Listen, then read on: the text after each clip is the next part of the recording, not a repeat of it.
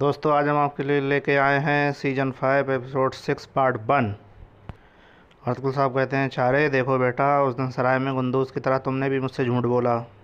तुमने मुझे ये नहीं बताया तुम कहाँ से आए थे। तुमने कहा था कि तुम घोड़ों की दौड़ लगाने गए थे, लेकिन तुम झूठ बोल रहे थे। मेरी बात सुनो, अगर तुम खामोश रहे, ना हम गुंदूस को बरी कर सकते हैं, ना हम उमरुलों के दूसरे कातिलों को पकड़ सकते हैं। अब मुझे जवाब दो, तुम उस दिन कहाँ से आए थे। वो कहता है कि यह मामला दिल से मुतल्लक है हुजूर। जिस वक्त उन सिपाहियों पर हमला हुआ उस वक्त गुंदूस उस लड़की के साथ था। अर्तुगरुल साहब पूछते हैं, कौन है वो लड़की। ईराने, गवर्नर की बेटी हुजूर। और इधर कबीले में उस्मान जिस कैदी को बचा के रहता है वो मर जाता है। और उसकी बेटियां कहती हैं, बाबा हम आपके बगैर क्या करेंगे बाबा। उधर दरागोस गुंदूस को एक गार में ले जाता है और उसके कमांडर कहते हैं, तुमने ये कैसे कर लिया। कहता है, लाइस, दुश्मन का पीछा करने के लिए भी एक दिमाग चाहिए होता है। तुम अगर अच्छा सिपाही और शिकारी बनना चाहते हो तो तुम्हें अपने सिपाही पर अच्छी नज़र रखनी चाहिए। वो कमांडर पूछते हैं, हम इसका क्या करेंगे जनाब, आप इसे यहाँ क्यों लाए। वो कहता है कि मैं उसे ज़िंदा रखेंगे और इसके साथ इससे कत्ल करने से भी बुरा करेंगे। मैं इसे जंगल में छोड़ देता तो वो इसे ढूंढ लेते। इसे कल तक यहाँ रखना है। और दरागोस गुंदूस का खंजर लेके चला जाता है और कहता है, ना इसको इसके अंजाम तक पहुँचाएगा और इसके बाबा के जवाल का कारण भी बनेगा। और मैं आज रात उमर साहब को गुंदूस के खंजर से मारूंगा और अर्तुगरुल साहब के सराय में रियासत का तैनात करदार सरदार मारा जाएगा और इसका इंजाम गुंदूस पे आ जाएगा। मैंने इसे नशावर दवाई दी है, ये जल्दी होश में नहीं आएगा, लेकिन जब ये होश में आएगा, सोबुक पहुंचेगा, तो ये उमर साहब के कातिल के नाम से जाना जाएगा। सोबुक में अफरा तफरी फैल जाएगी और उस हंगामे में हम हर चीज़ पर काबू पा लेंगे। जब तक हम अपना मकसद नहीं पा लेते तब तक कोई आराम नहीं। वो कहता है कि अपने आदमियों में से एक को गुंदूस के पीछे लगा दो, जैसे इसे होश आता है तो मुझे इतला दो। और जैसे ही सोबुक पहुँचे, मैं इल्बिल खातून को उसके बाबा का कातिल पकड़ने में मदद करूँगा। और उधर दूसरी तरफ उन जासूसों से बहाउद्दीन मिलने आ जाता है। मॉर्गन कहता है कि ये बहाउद्दीन कुत्ता है। नूरुल कहते हैं कि अगर हम इनके साथ रहे तो हम बहुत कुछ पता लगा लेंगे। अर्तुगरुल साहब की बात बिल्कुल ठीक निकली। वो जासूस कहता है, अमीर बहाउद्दीन, उन लोगों को संदूक के बारे में कैसे पता चला। वो कहता है, मुझे ये कैसे पता हो सकता है। वो कहता है कि सिर्फ तुम्हें मालूम था संदूक महल से बाहर गया है, तो मालूमात तुमसे फांस हुई है। अमीर बहाउद्दीन कहता है, इसकी मालूमात तुमको भी दी, क्या पता इसकी जानकारी तुम में से फांस हुई हो। बहाउद्दीन कहता है कि मेरे जहन में एक और आदमी आया, मुझे उस पर शक है, अर्तुगरुल साहब। जब कमांडर काराबोरो संदूक को लेने आए तो वो भी वहीं था। उसके जाने के बाद हमें मालूम हुआ जिस कमरे में दस्तावेज़ रखी थी उसने वहाँ छापा मारा और तमाम नौकरों को कत्ल कर दिया।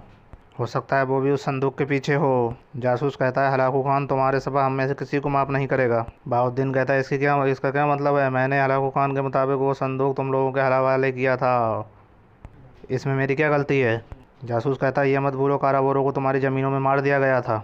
बहाउद्दीन कहता है कि सोबत को पहले ही अफरा तफरी में झोंक दिया गया है। मैंने अर्तुगरुल साहब को ख़त भेजा है, बाकायदा उन्हें धमकाया है, और मैं सुल्तान से भी बात करूँगा और हम बहुत जल्द उसे मुनासिब सज़ा देंगे। मैं फ़ौज इकट्ठी करूँगा और उनके कबीले पर झपटूँगा। जासूस कहता है, अगर तुम ऐसा करते हो तो वो संदूक हमें कभी नहीं मिलेगा। बहाउद्दीन कहता है, तुम्हें यह मसला खामोशी से हल करने की ज़रूरत है, बाकी सब आसान हो जाएगा। और जाओ तुम उससे संदूक लो, बाकी संदूक उसके पास है, तो हम सबको इस बड़ी मुसीबत से बचाओ। और फिर बहाउद्दीन वहाँ से चला जाता है। मोर्गन कहता है, चलो इन्हें यहाँ कत्ल करके चलते हैं। नूरगुल कहता है कि जब तक हम हलाकू खान के जाती जासूस का पता नहीं लगा लेते तब तक हमारा फरीजा पूरा नहीं होगा। सब्र करो, हम तकरीबन करीब हैं। इधर अर्तुगरुल साहब सराय में मंसूबा बनाते हैं। कहते हो, गोश्त तुम दरिया के किनारे गश्त करने जाओगे, अपने साथ 40 सिपाही ले जाओ। दमरुल, तुम सोगत के अंदर खोज लगाओगे। तुम घर घर दुकान दुकान हर एक जगह की जांच करोगे, अगर कुछ मिले तो फ़ौरन इतला दो। मत भूलो, हम सिर्फ कातिलों को तलाश नहीं कर रहे, इसके साथ साथ गुंदूस को भी तलाश कर रहे हैं। इतने में अब्दुल रहमान एक ख़त लाता है। कहता है, यह अमीर बहाउद्दीन की तरफ से ख़त आया है। बाबर कहता है, इसमें क्या लिखा हुआ है भाई। अर्तुगरुल साहब कहते हैं कि उसे पता चल गया है कि उमर साहब के गले पे खंजर रखा और हमारे कबीले से उन्हें निकाल दिया गया है और उनके सिपाहियों को कत्ल कर दिया गया था, और वो इस मामले की तह तक पहुँचने के लिए कमांडर भेजेगा। उधर महल में गवर्नर कहता है, अमरोलों के सिपाही हमारे नाक के नीचे कत्ल हुए और वो इसका इल्ज़ाम अर्तुगरुल के बेटे गुंदूस पे लगाना चाहते हैं। लाइस, ये लोग कौन हैं। लाइस कहता है, मैं कुछ नहीं जानता जनाब, शायद उनके बीच कुछ जाती मसला हो। गवर्नर नाराज़ होकर कहता है, बेवकूफ़ी की बात मत करो लाइस, क्या इसका कोई मंतक बनता है। कभी ऐसा काम नहीं करेंगे, चाहे जो भी हो जाए मैं उसका पता लगाऊंगा। हो सकता है वो इन बागियों ने किया हो जिनका मकसद सोगत पे काबू करना हो।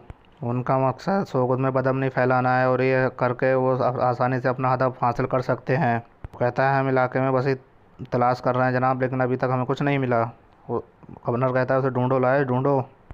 और इधर कबीले में हाइमा खातून और आरिफ साहब उसके पास आ जाते हैं। आरिफ साहब उसकी छानबीन करने की कोशिश करते हैं। आरिफ साहब कहते हैं कि तुम अपने बाबा को अपने रसूमात के हिसाब से दफन कर सकती हो, और जब तक आप चाहें आपको हम अपने कबीले में रहने पर खुशामदीद कहते हैं, और अलबत्ता आप जाना चाहती हैं तो आप जहाँ जाना चाहती हैं वहाँ हमारे सिपाही आपको पहुँचा देंगे।